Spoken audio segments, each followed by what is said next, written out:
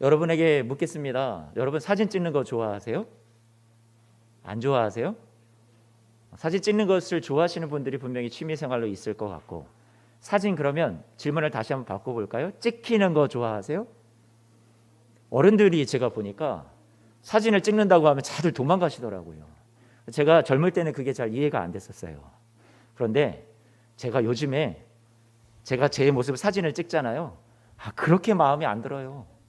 깊게 패인 주름과, 우리 어르신들 죄송해요, 깊게 패인 주름이 나타나고 얼굴에 막 잡티도 나타나고, 요즘 카메라는 또 왜 그렇게 좋아요? 사진기가요. 다 나타나요. 이 핸드폰만 해도 얼마나 그 해상도가 뛰어난지 다 잡혀요. 그래서 제가 사진 찍는 거 별로 안 좋아하게 되는 것 같아요.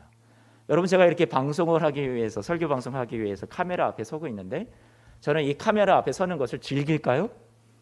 여러분, 저는 즐기지 못해요. 제가 이 카메라 앞에 서고 나중에 제가 설교했던 이 내용을 이렇게 뒤돌아보게 됩니다. 모니터링 한다고 그러는데 다시 보는 거예요. 그러면 다 나타나요. 저의 실수, 저의 이 외모, 이 머리도 오늘도 이렇게 좀 다듬고 잘 이렇게 예쁘게 가지런히 하고 나온다고 섰는데, 그런데도 이렇게 제가 보기에 흐트러지는 모습이 아직도 보여요. 저희 장인께서 설교 끝나고 나면 항상 보시거든요. 야, 이 목사 머리 좀 어떻게 좀 더 가지런히 단정히 하고 좀 섰으면 좋겠네. 그런 이야기를 제가 많이 듣거든요. 여러분, 카메라 앞에 선다라는 거 이런 거죠. 우리가 거울이 있다고 한번 생각을 해보세요. 거울 앞에 서는데, 거울 앞에 서면 여러분의 감추어져 있었던 속마음까지, 여러분이 남에게 들키지 않았던 내 안의 그런 추한 모습까지, 숨겨놨던 죄까지 다 드러나는 거울이 있다고 한번 생각을 해봐요. 다 비춰져요. 그러면 여러분 그 앞에 서고 싶어요? 안 서고 싶어요? 꿀먹은 벙어리들이 다 되셨나요? 서고 싶어요? 안 서고 싶어요? 안 서고 싶어요. 그렇죠? 그런데 여러분, 우리에게 하나의 거울이 있어요. 그 거울이 뭔 줄 아세요? 성경이에요. 성경이요. 저는 성경 말씀을 볼 때마다 제 추한 민낯이 다 드러나요. 하나님의 말씀의 거울 앞에 나를 비추어 보면 얼마나 하나하나 다 내가 죄인임을 이 말씀이 나에게 지적하고 알려주는지, 깨닫게 하시는지, 성경 말씀을 읽을 때마다 정말 나는 죄인이구나, 나는 죄인이구나, 그것을 느낄 수밖에 없다고요. 여러분, 구약시대에 성경이라는 것은 율법이었어요. 로마서가 쓰여졌을 당시에 사람들에게 성경이라고 한다는 것은 구약의 성경이고 율법이었어요. 그러니까 그들도 하나님의 말씀의 거울에 비추어 봤을 때 그 율법의 말씀 계명대로 다 지켜서 행할 수 있는 사람이 있었어요? 없었어요? 아무도 없었어요. 그러니까 우리는 이 말씀 지켜서 우리가 천국 갈 수 없구나, 이 말씀 앞에 우리는 우리의 의를, 내가 의롭다고 할 수 있는 사람은 아무도 없구나, 다 자신들의 죄를 깨달을 뿐이에요. 내가 이 말씀을 지키지 못하는 나의 모습을 보니까 나는 영락없이 죄인이다, 나는 그냥 심판 아래에 있는 자가 맞구나. 여러분, 그 말씀이 뭐냐면 오늘 로마서 3장 20절 말씀이에요. 오늘 본문이 21절 말씀부터 읽었는데 20절 말씀에 보니까 그러므로 이렇게 시작을 하죠. 그러므로 뭐라고 얘기해요? 율법의 행위로 그의 앞에 의롭다 하심을 얻을 육체가 없나니, 율법으로는 마치 거울처럼 무엇을 보게 해주는 거예요? 나의 진 면목을 보게 해주는 거예요. 나는 정말 죄인이구나, 주님 없으면 나는 도저히 살 수 있는 가망이 없는 그런 죄인이구나, 이것을 어떻게 해요? 깨닫게 해준다라고요. 그래서 그러므로라고 했으니까, 그러므로라는 얘기는 뭐예요? 앞에 내가 어떤 이야기를 했는데, 사도 바울이 로마서 말씀을 쓰면서 어떤 얘기를 했는데, 그러므로 이렇게 얘기한다라는 것은 지금까지 내가 얘기했던 것의 결론이 이거야, 이 얘기를 하고 싶은 거잖아요. 모두가 다 죄인이야. 어느 누구도 이 율법 앞에 하나님의 말씀을 내가 다 지켰다라고 얘기할 수 있는, 그래서 내가 의롭다고 말할 수 있는 사람은 아무도 없어. 하나님의 진노와 심판 아래서 아무도 핑계할 수 없고 아무도 자유로울 수 있는 사람이 없단다. 사도 바울이 그것을 무엇한 거예요? 꽝꽝꽝 못을 박은 거예요. 그런데 여기서 끝나면 얼마나 우리의 인생이 비참합니까? 불행이잖아요. 그런데 사도 바울이 뭐라고 말씀을 하고 있어요? 21절 말씀을 보니까 뭐라고 시작을 해요? 같이 한번 읽어볼까요? 21절. 이제는 율법 외에 하나님의 한 의가 어떻게 됐다고요? 나타났으니 라고 말씀하고 있어요. 여러분, 하나님의 한 의가 나타났대요. 한 의. 율법 외에.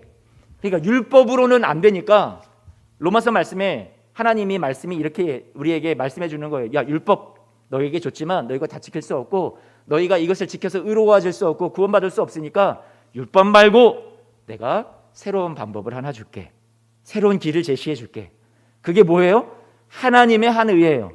여러분, 이 말씀은 하나님의 한 의라는 것은 하나님으로부터 나온 의, 하나님의 소유된 의, 우리 안에 어떤 내가 만들어낸 것이 아니라 우리가 의를 만들어낼 수 없었으니까, 우리가 그런 존재니까 하나님이 당신이 만든 의를 가지고 우리에게 어떻게 해주신 거예요? 찾아와 주셨다라는 거예요. 그것이 우리가 살 길이라는 거죠. 그래서 아이고 살았다라는 것을 얘기하는 거죠.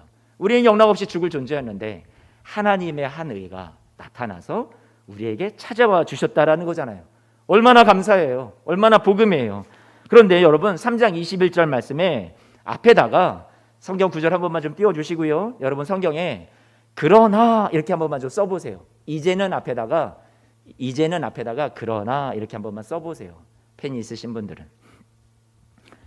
그게 들어가야 이 말씀이 정확해요. 그러나라는 말이 우리 한글 성경에는 보이지 않지만 본래 원문 성경을 보면 그 앞에 그러나라는 말이 들어갔어요. 그 말은 무슨 의미예요?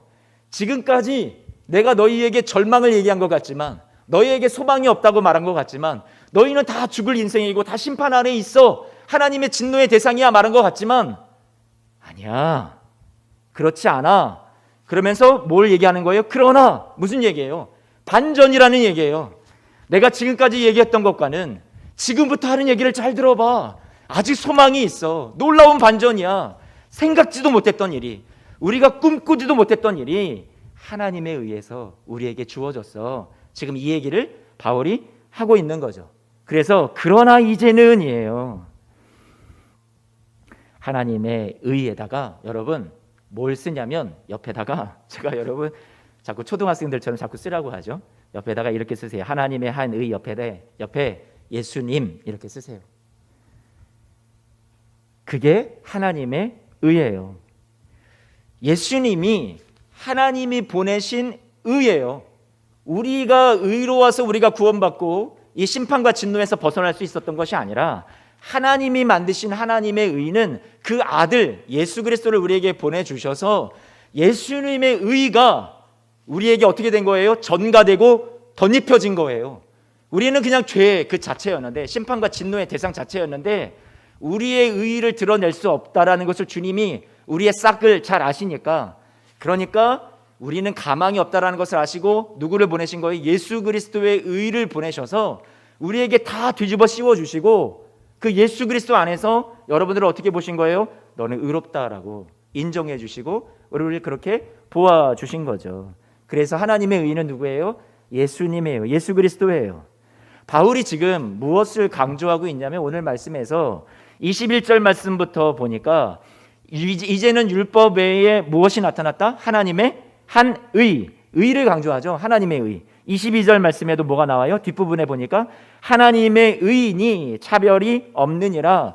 25절 말씀에도 보니까 뒷부분에 후반부에 뭐라고 얘기하고 있어요? 자기의 의로우심을, 하나님의 의로우심을 나타낸다고. 26절 말씀에도 이때에 자기의 의로우심을 나타내고 자기도 의로우시며, 여러분 계속해서 반복되는 내용들이 지금 5번이나 당신의 의에 대해서, 하나님의 의에 대해서 로마서 말씀은 말씀해 주고 있어요. 그렇다면 5번이나 반복된다라는 것은 이 짧은 구절 안에 로마서가 강조하는 것이 무엇인지 아시겠죠? 무엇을 강조해요? 여러분의 의를 너 다 나에게 드러내봐. 너가 얼마나 의로운지. 그럼 내가 너 구원해 줄게. 이 얘기가 아니라 로마서 말씀이 우리에게 강조해 주는 것은 뭐예요? 하나님의 의가 우리에게 나타났다. 하나님의 의가 우리에게 입혀졌다. 하나님의 의가 우리에게 씌워졌다. 그것을 찾아왔다고 우리에게 강조해주고 있는 게 지금 바울이 목청껏 소리 높여 외치고 있는 로마서에서 강조하는 거예요. 누구의 의요? 하나님의 의예요. 우리에게서 찾을 수 없는. 여러분 이해가 되시잖아요. 22절 말씀을 보면, 다시요 22절 말씀을 보면, 그러면 이러한 하나님의 의가 누구에게 미친대요? 누구에게?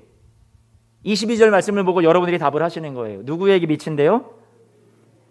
그렇죠. 모든 믿는 자. 그러면 그 모든 믿는 자 앞에는 뭐라고 얘기 나오고 있어요? 이게 중요한 건데 앞에 뭐라고 얘기해요? 다 함께 읽어보죠. 시작. 곧 예수 그리스도를 믿음으로 말미암아. 자, 그러면 여러분에게 묻겠습니다. 예수 그리스도를 믿음으로 말미암아 우리에게 하나님의 차별 없는 의가 우리에게 입혀진다. 여러분, 맞아요, 틀려요? 맞아요, 틀려요? 아멘? 네. 답을 잘 하셔야 돼요. 대답을 잘 하셔야 돼요. 자, 질문이에요. 잘 보세요. 어떻게 이 모든 차별 없는 하나님의 의가 사람들에게 다 선물로 주어지고 입혀질 수 있어요? 자, 여기서 예수를 믿음으로 말미암아 22절 말씀에 여러분 그렇게 써 있잖아요. 예수 그리스도를 믿음으로 말미암아. 여러분에게 믿겠습니다. 자, 여기서 예수 그리스도를 믿음으로 할 때 이 믿음은 우리가 예수 그리스도를 믿는 믿음이에요. 이게 1번. 2번. 예수님이 우리를 향해서 가지신 믿음이에요. 여러분, 계속 제가 질문하면 여러분 이 로마서 말씀 강해를 들을 때마다 힘드시죠? 아리송하고 자꾸만 어려운 문제만 내는 것 같고. 객관식이니까 쉽잖아요. 자, 1번이에요, 2번이에요? 네?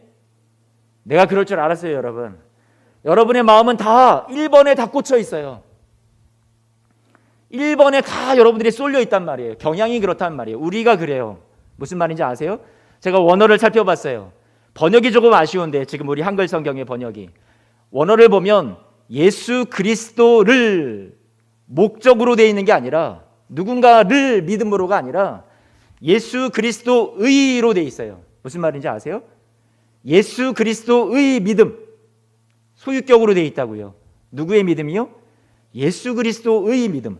우리가 믿음의 대상으로서 예수 그리스도를 믿음으로 말미암아 우리가 차별 없는 하나님의 의가 우리에게 임한 것이 아니라, 이 얘기 중요한 거예요. 예수 그리스도의 믿음, 그 신실하심이라고 제가 로마서 말씀을 계속 지금 강의하면서 여러분들에게 피스티스, 믿음, 충성, 황송하게도 우리를 향해서 주님이 갖고 계신 마음이 무엇이다? 절대로 변개하지 않는다. 끝까지 우리를 사랑하신다. 포기하지 아니하신다. 그것이 하나님의 신실하심. 예수 그리스도의 믿음이라는 말은 우리를 향한 그 당신의 변함없는, 꿈쩍도 하지 않는 우리의 실패와 우리의 불신앙과 우리의 죄악에도 불구하고 꿈쩍도 하지 않는 그 사랑을 변개할 줄 모르시는 그 주 예수 그리스도의 신실하신 그 믿음, 그 예수 그리스도의 믿음으로 말미암아 우리에게 무엇이 입혀졌다고요? 하나님의 차별 없는 의가 어떻게 됐다고요? 입혀졌다고요. 할렐루야. 여러분, 이게 복음이에요. 여러분, 내가 보는 한글 성경은 분명히 예수 그리스도를 믿는 믿음이라고 나와 있는데 저 이광성 목사가 자꾸 딴소리 하네. 그러신 분들은요, 여러분 요즘에 가장 유명한 주석이나 이런 것들을 사서 보세요. 그러면 제가 다른 말 하고 있지 않다라는 것을 분명히 알게 돼요. 제가 설교자로서 이 앞에 설 때는요, 다 살펴보고 학자들의 이야기도 견해도 다 살펴보고 그리고 여러분들에게 하나님 말씀을 전하는 거예요. 여러분, 무엇이 맞냐면 2번이 맞다라는 거예요. 예수 그리스도의 믿음으로 말미암아 우리가 그 자격 없는데 하나님의 의라는 차별 없는 그 사랑을, 은혜를, 선물을 어떻게 됐어요? 받게 되었다고요. 우리는 어떤 성향이 있냐면 내가 예수 그리스도를 믿어 주어서 나에게 의로움이 입혀진 거야. 내가 구원을 받은 거야. 내가 믿었다라는 것 자체를 무엇으로 생각해요? 구원받는 조건으로, 구원받는 자격으로, 우리의 공로로, 우리의 의로 생각하는 우리의 신앙생활의 경향이 저와 여러분 안에 많이 있어요. 그래서 아까 제가 여러분들에게 질문했을 때도 내가 예수 그리스도를 믿음으로 말미암아 내 믿음 때문에 내가 하나님의 차별 없는 의를, 구원을 선물로 받은 거야 라고 생각을 한다라는 거죠. 자꾸 그것에 치우치게 된다라는 거예요. 우리의 믿음은 내가 조건으로, 구원받는 조건으로 이해하지 않기를 바라요. 우리의 구원이 조건으로서 우리에게 주어져 있는 것이 아니에요. 내가 믿었으니까 나는 구원받았고 너는 안 믿었으니까 너는 구원받지 못하고 넌 심판받아. 우리의 믿음이 우리를 구원하는 것이 아니라 믿음은 하나님의 의가 우리에게 전가되어서 우리가 아무것도 모르는 그런 사이에 주님께서 저와 여러분들에게 그저 선물로 주신 것을 우리는 갑자기 받게 된 것이 우리의 구원이라는 선물이라는 말이에요.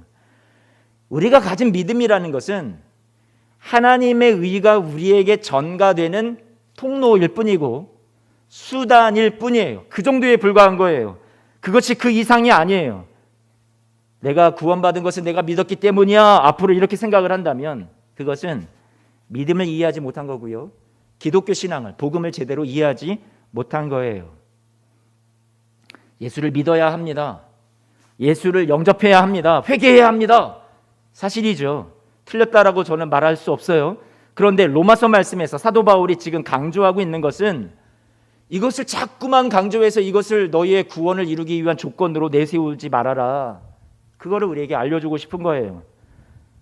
우리가 회개하고 믿음을 갖고 그래야 너희는 구원을 받아, 이것을 자꾸 우리에게 주입시키려 한다기보다 다만 사도 바울은요, 저와 여러분들에게 사실을 말해주고 있어요.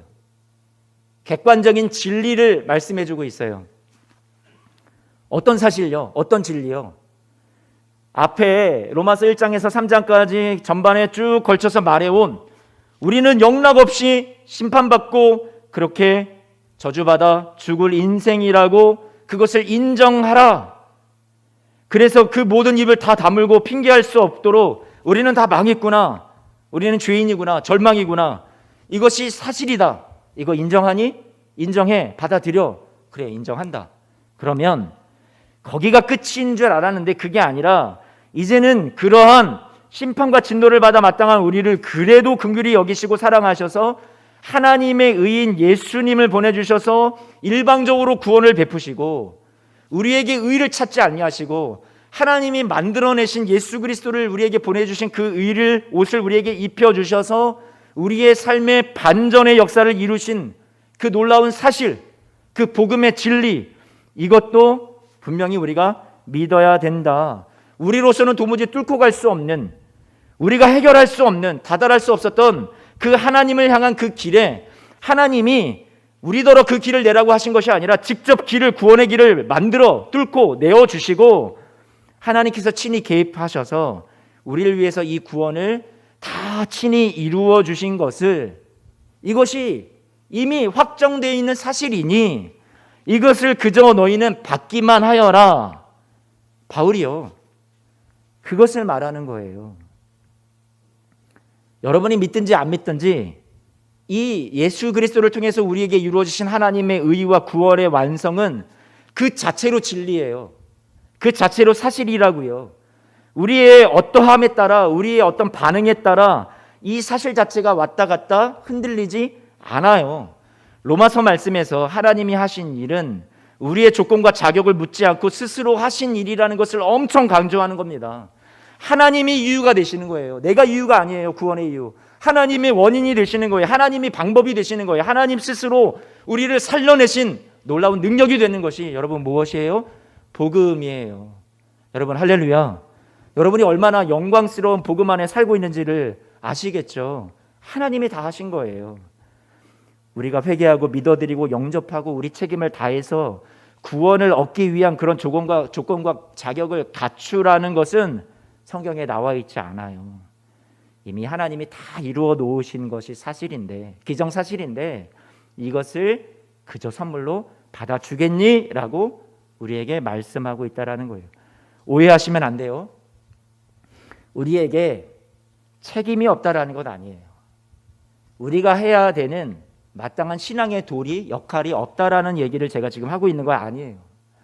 우리에게도 분명한 이 복음을 받은, 황송한 이 복음을 받은 은혜를 알면 역할과 책임이 분명히 존재하기 마련이죠.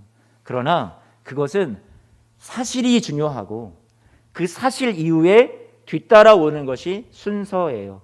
제가 지금 무슨 얘기를 하는지 아세요? 잘 한번 들어보세요. 다 하나님이 하신 일, 이루어 놓으신 일을 우리는 나중에 가서야 이해해요. 알게 돼요. 나중에 가서야 깨닫게 돼요. 아, 하나님이 나를 이렇게 사랑하셨는데 내가 왜 진짜 몰랐지? 하나님이 나를 이렇게 나를 인도하고 계셨고 나를 돌보고 계셨는데 내가 왜 그 사실을 몰랐지? 하나님의 은혜가 이렇게 컸다라는 것을 내가 왜 예전에는 미처 몰랐지? 어때요? 우리는요 항상 나중에 가서 우매하여서 어리석어서 나중에 가서 깨닫기 마련입니다. 그것이 우리의 모습이에요.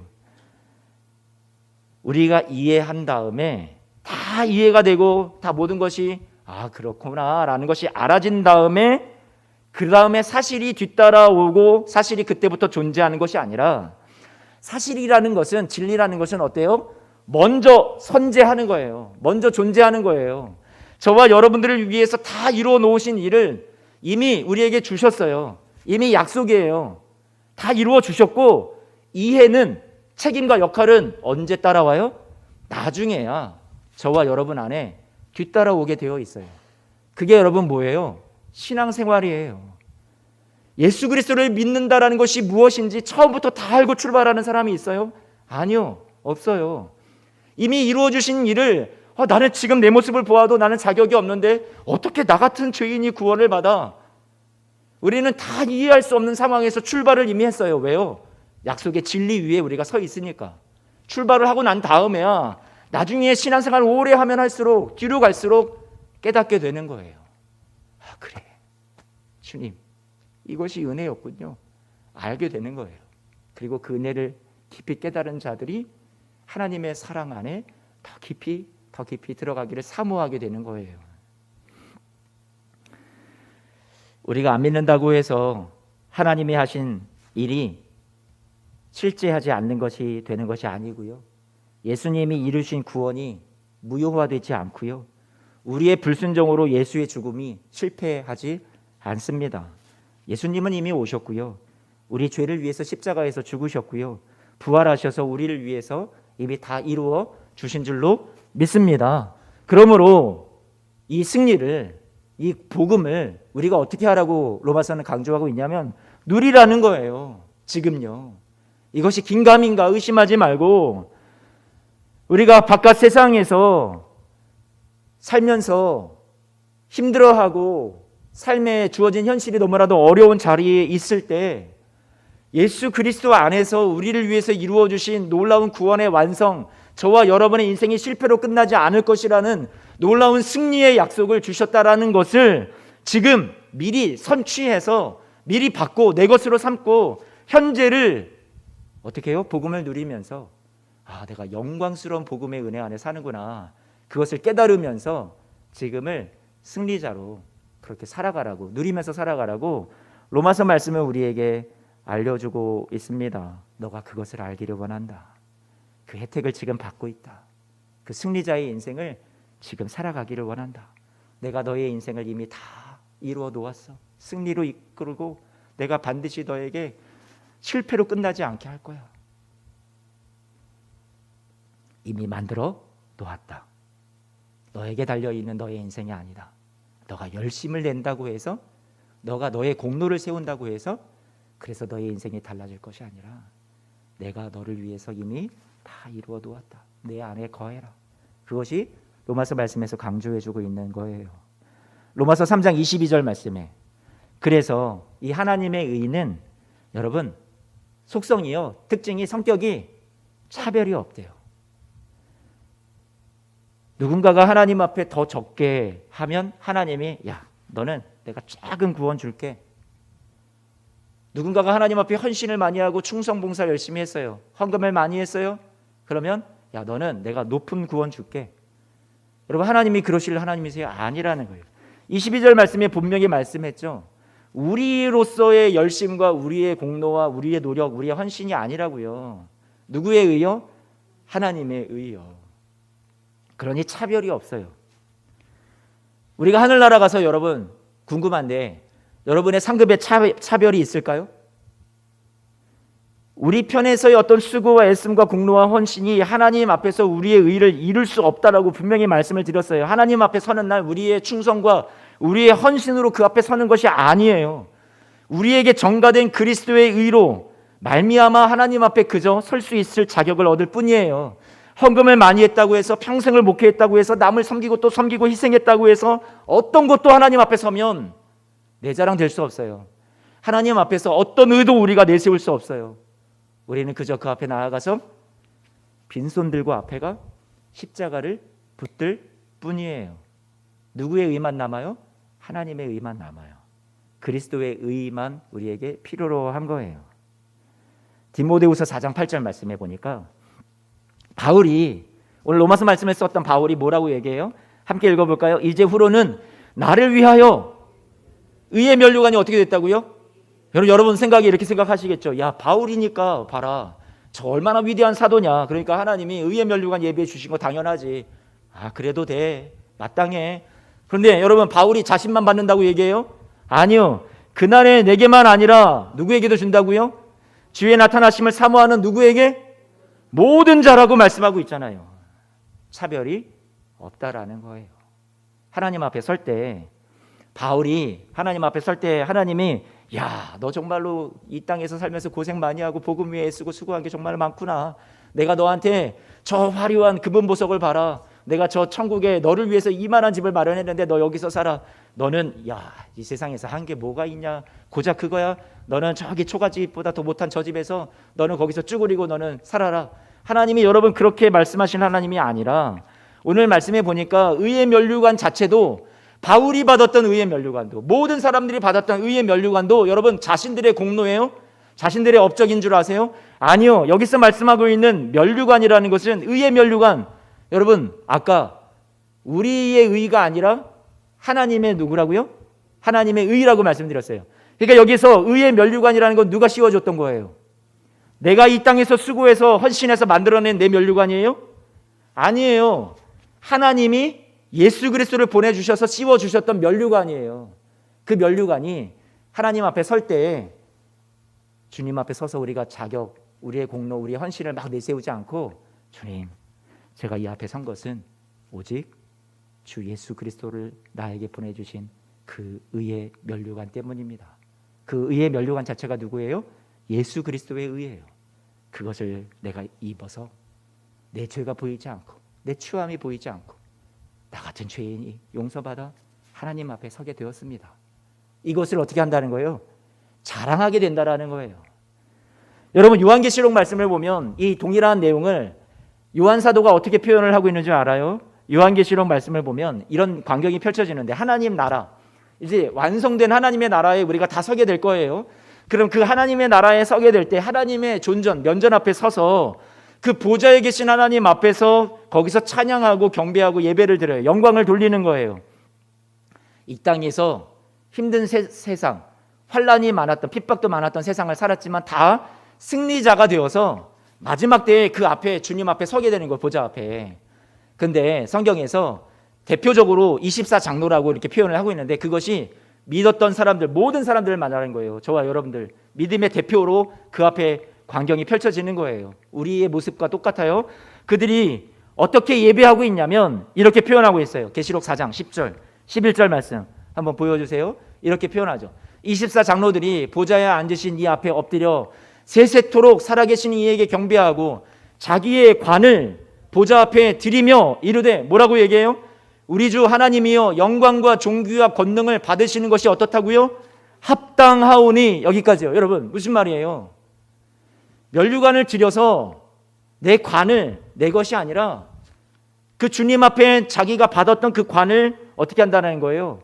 주님의 보좌 앞에 다시 벗어서 주님께 돌려드린다라는 얘기예요. 이 무슨 의미예요? 내가 여기에 서고 보니 내 공도 아니라 이 관은 주님의 의의 면류관이고 자격 없는 죄인인 심판받아 마땅한 나에게 씌워주신 이 관, 이런 영광스러운 명예를 얻게 하신, 구원을 받게 하신 이 관, 주님 내 것이 아닙니다 하고 어떻게 해요? 벗어서 그 주님 앞에 돌려드리면서 주님, 주 하나님이 영광과 존귀와 권능을 받으시는 것이 마땅합니다. 내가 한 게 하는 것 하나도 없네요. 주님이 다 하셨네요. 이렇게 우리가 주님 앞에 서게 된다라는 거예요. 그래서 여러분 우리가 즐겨 부르는 찬송 중에 비전이라는 찬송이 있는데 구원하심이 보좌에 앉으신 우리 하나님과 어린 양께 있도다. 이 찬송 잘 아세요? 여러분 많이 불러보셨잖아요. 구원하심이 나에게 있다고요? 내 공로에 있다고요? 내 의에 있다고요? 아니요. 보좌에 앉으신 우리 하나님과 어린 양 되신 예수 그리스도에게 있다고. 내 구원은 내 것이 아닌데, 내 공도 아니고 내 면류관 아니라 구원하심이 보좌에 앉으신 우리 하나님 어린 양께 있습니다 하고 그 공로를, 그 면류관을 돌려드린다라는 거예요. 사랑하는 성도 여러분, 얼마나 이것이 우리에게 영광과 명예가 되는지 몰라요. 복음 안에서 살아간다라는 것이요.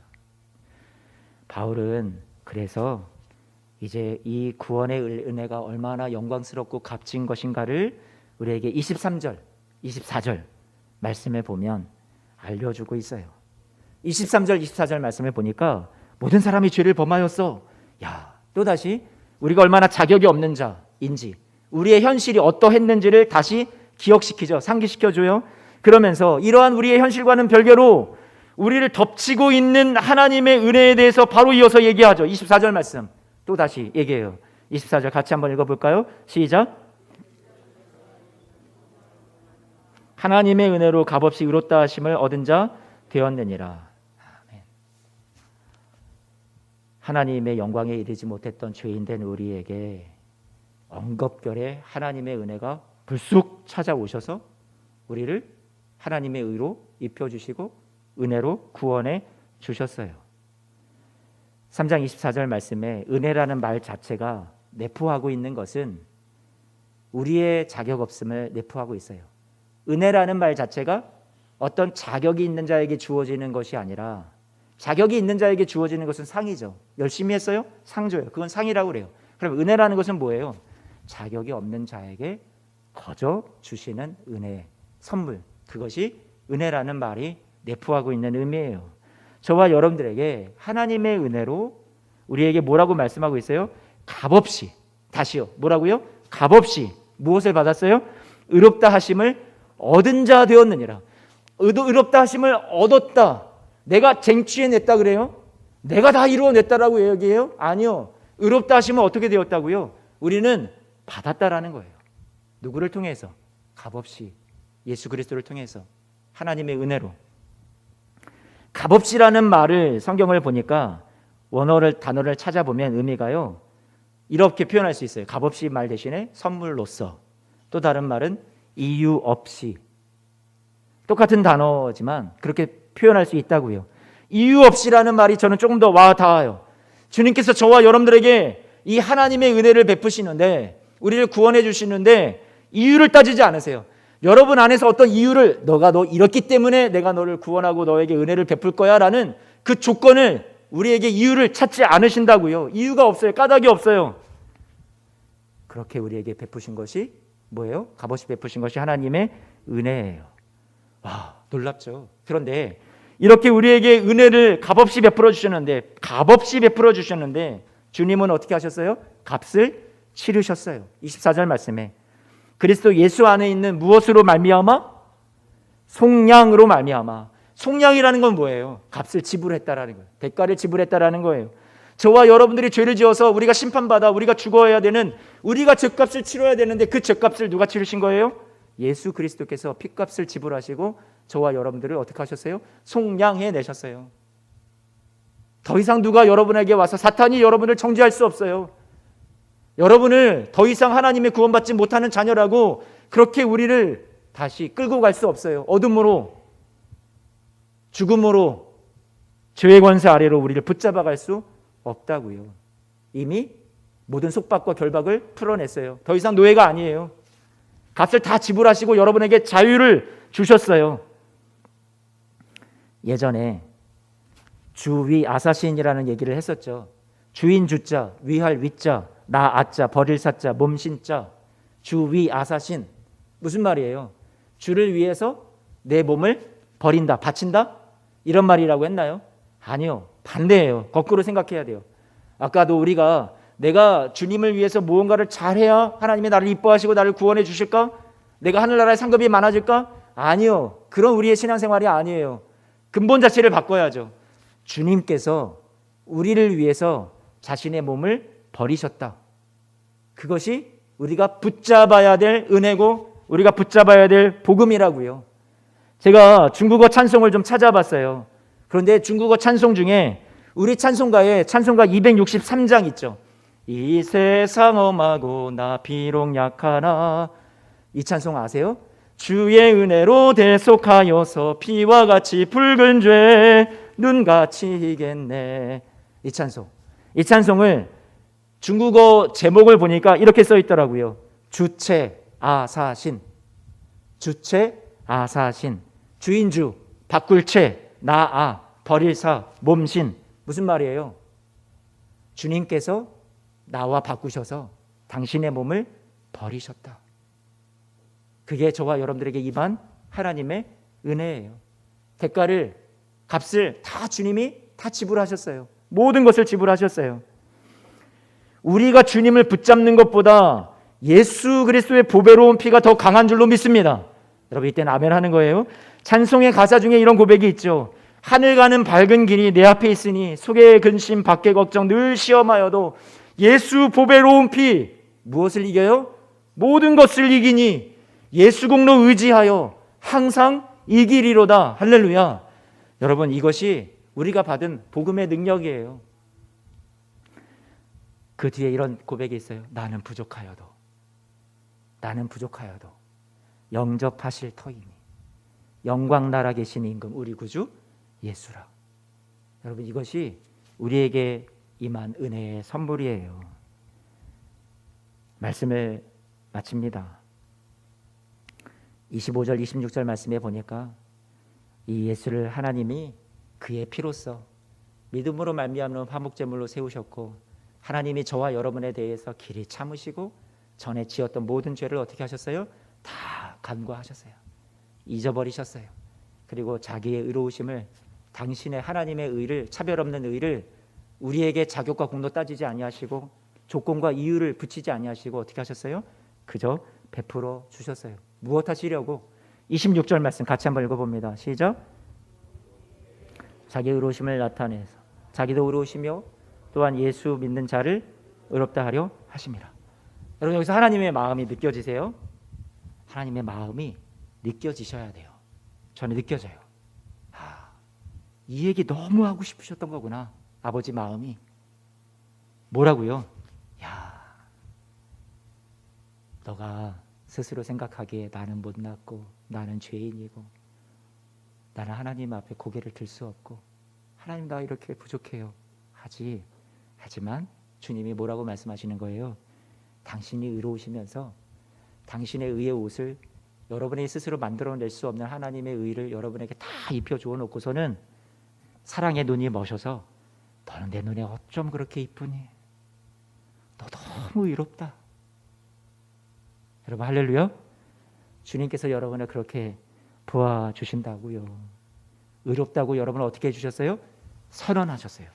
26절 말씀에 자기도 의로우시며 예수 믿는 자를 어떻게 해요? 의롭다 하려 하심이라. 여러분은 묻겠습니다. 여러분은 의로우십니까? 대답하기가 좀 힘드세요? 내가 의롭다고 생각한다라는 것이? 실제 나의 실상은 내가 보기에 부끄럽죠. 하지만 주님께서 여러분에게 뭐라고 선언하셨어요? 의롭다라고 이미 어떻게 하셨어요? 선언하셨어요. 할렐루야. 여러분 그것을 믿으시기를 축복합니다. 어느 누구도 시비를 걸 수 없어요. 이 하나님이 여러분을 사랑하시고 긍휼히 여기시고 의롭다 선언하신 것에 대해서 어느 불신앙이 저와 여러분의 못남이 예수의 피가 우리의 죄, 우리의 진노, 심판을 무효화시킨 것에 대해서 어떤 것도 방해할 수 없다고요. 이미 우리를 위해서 다 이루어 주신 것을 단순히 우리가 받아 누리라고, 이것은 선물이라고 말씀해 주는 것이 오늘 로마서 말씀에서 본문에서 저와 여러분들에게 강조하고 있는 하나님의 말씀이에요. 다 이루었다. 세상의 많은 종교가 구원을 얻기 위해 무엇을 하라고 요구하죠. 그러나 기독교의 복음은 하라고 외치지 않아요. 이미 다 이루었다. 두 해라가 아니라 넌 다 끝났어. 그 안에서 그것을 은혜를 깨닫고 받고 누리는 것이 우리의 신앙생활이라고 가르쳐주고 있어요. 자, 그래서 결론이요. 결론, 이 사랑과 은혜에 대한 확신이 사도 바울을 어디까지 이끌고 가냐면 어디까지 이끌고 갈까요? 바울을요. 바울이 뭐라고 하는 줄 아세요? 로마서 8장 말씀에 가니까 사도 바울이 이 복음의 감격, 이 은혜, 이 선물을 받아 누리고 하나님의 의를 감당할 수 없는데 그것을 받아 누린 다음에 뭐라고 얘기를 하냐면 8장 33절, 34절 말씀 이렇게 말해요. 누가 능히 하나님께서 택하신 자들을 고발하리요? 의롭다 하신 이는 하나님이시니 누가 정죄하리요? 죽으실 뿐 아니라 다시 살아나신 이는 그리스도 예수시니 그는 하나님 우편에 계신 자요 우리를 위하여 간구하시는 자신이라. 이런 나 같은 죄인을 위해서 죽으시고 이런 나 같은 실패한 인생, 패배자의 인생을 승리자로 만드시기 위해서 부활해 주신 분도 주님이시고 주님께서 지금도 나 같은 이런 형편없는 못난 나를 위해서 하나님 보좌 우편에서 무엇을 하고 계신다고요? 중보하고 계신다고요. 아직도 나를 포기하지 않으세요. 여러분의 인생을 끝까지 붙들고 계시는 거예요. 돕고 계시는 거예요. 그래서 사도 바울이 이 감격 속에 뭐라고 고백하냐면 35절, 37절 이렇게 고백합니다. 우리가 같이 한번 읽어봐요. 시작. 누가 우리를 그리스도의 사랑에서 끊으리요? 환난이나 고군고나 박해나 기근이나 적신이나 위험이나 칼이라 어떤 것도 끊을 수 없다라는 거예요. 그래서 바울은 확신합니다. 뭘 확신해요? 37절 함께 읽어볼까요? 시작. 그러나 이 모든 일에 우리를 사랑하시는 이로 말미암아 우리가 어떻게 한다고요? 넉넉히 이기느니라. 아멘. 할렐루야. 아까 여러분이 불렀던 봉헌송 찬송 가운데 이런 가사 고백했어요. 기억하실지 모르겠어요. 주의 확실한 약속의 말씀 듣고 주만 믿으면 구원을 얻으리라. 할렐루야 할렐루야. 내가 예수를 믿어 그의 흘리신 피로 내 죄 씻었네. 여기서 끝날까요? 아니요. 이 시인은 그 다음에 이렇게 고백해요. 나의 갈 길이 험하고 위험하나 나 항상 예수의 도우심 믿고 가네. 할렐루야 할렐루야. 내가 예수를 믿어 그의 흘리신 피로 내 죄 씻었네. 아멘이시죠? 여러분, 그 복음의 확신이, 그 복음의 능력이 우리의 신앙을 어디까지 이끌고 가냐면, 야, 내가 이런 사랑 받았는데, 이런 놀라운 일을 나를 위해서 이루어 주셨는데, 내가 나의 갈 길이 험하고 힘들어도 내가 예수의 도우심 항상 믿고 갑니다. 그것이 무엇이에요? 오늘 사도 바울이 말하고자 하는 복음의 결론이에요. 사랑하는 성도 여러분, 하나님이 여러분을 의롭다고 선언하셨습니다. 그러면 그 사랑을 받은 우리는요, 이제 이 세상을 이겨나갈 수 있는 놀라운 힘이 우리 안에 소망이 생겨나는 거예요. 참된 믿음이라는 것은 더 이상 자신을 바라보는 것이 아니에요. 나의 현실을 보고 무너지는 사람이 아니에요. 자신의 과거의 아픔에 대해서, 상처에 대해서, 그것에 의해서 우리의 인생이 왔다 갔다 휘둘려지는 인생이 아니에요. 사랑하는 성도 여러분, 여러분의 가진 것으로, 내 능력으로 여러분의 미래가 결정지어질 그런 운명의 그런 결정론자적인 사람들도 아니에요. 오직 우리 주 예수 그리스도 안에서 주님이 저와 여러분의 인생을 지금 붙들고 계시고요, 여러분의 인생을 이미 완성해 놓으셨고요, 저와 여러분들이 실패한 인생이 되지 않도록 주님께서 이미 승리자로 세우신 것을 오늘 약속의 말씀을 통해서 우리에게 확증해 주셨어요. 주님 앞에 오늘 여러분 믿음 위에 굳건히 서십시오. 약속의 말씀 위에 굳건히 서십시오. 오늘 주님 앞에 내가 부족한 모습이 있다 하더라도 우리 하나님 앞에 있는 모습 그대로 주님 앞에 나아오세요. 하나님께서 저와 여러분들을 위해서 지금도 이루고 계시고요, 이미 다 이루어 주신 일들이 있어요. 빈손 들고 나와서 우리는 그저 그 십자가를 붙드는 거예요. 이것만이 하나님의 심판 앞에서 우리가 의로운 자라고 선언받을 수 있는 유일한 길이고요, 복음이에요. 영원전부터 우리를 사랑하기로 작정하셨어요. 하나님의 존전 앞에서 차별이 없는 하나님의 의의 옷을 입고 하나님의 자녀가 되고 거룩하여진 명예를 얻은 영광스러운 성도의 직분을 받은 저와 여러분들이라는 것을 잊지 마세요. 그것이 우리의 모습이에요. 하나님이 이미 이루시고 완성하신 복음 안에서 우리의 삶도 실패가 아니라 우리에게 최후 승리가 약속되어 있다는 것을 먼저 선물로 믿고 받으시고요, 주어진 현실이 그렇지 않다 할지라도 그 사실 안에서 지금을 이겨나가실 수 있는 사랑하는 성도님들이 되셨으면 좋겠어요. 이 복음이 얼마나 영광이요, 얼마나 은혜의 선물인지를 깨달아가면서 점점 더 그 은혜를 알아가고 더 하나님의 사랑을 깊이 경험하며 누리는 신앙생활을 하시기를 부탁을 드립니다. 하나님 아버지께서 여러분을 위해서 무엇을 하셨는지, 무엇을 이루셨는지, 또 무엇을 앞날에 약속하셨는지 오늘 말씀을 통해서 여러분 확인했습니다. 겁내지 말고요, 하나님의 일하심에 우리의 인생을 다 맡기고요, 그 영광과 승리가 약속된 보장된 이 삶을 당당하게 살아가시는 우리 사랑하는 성도님들 모두가 되시기를 주님의 이름으로 축복합니다. 기도하겠습니다.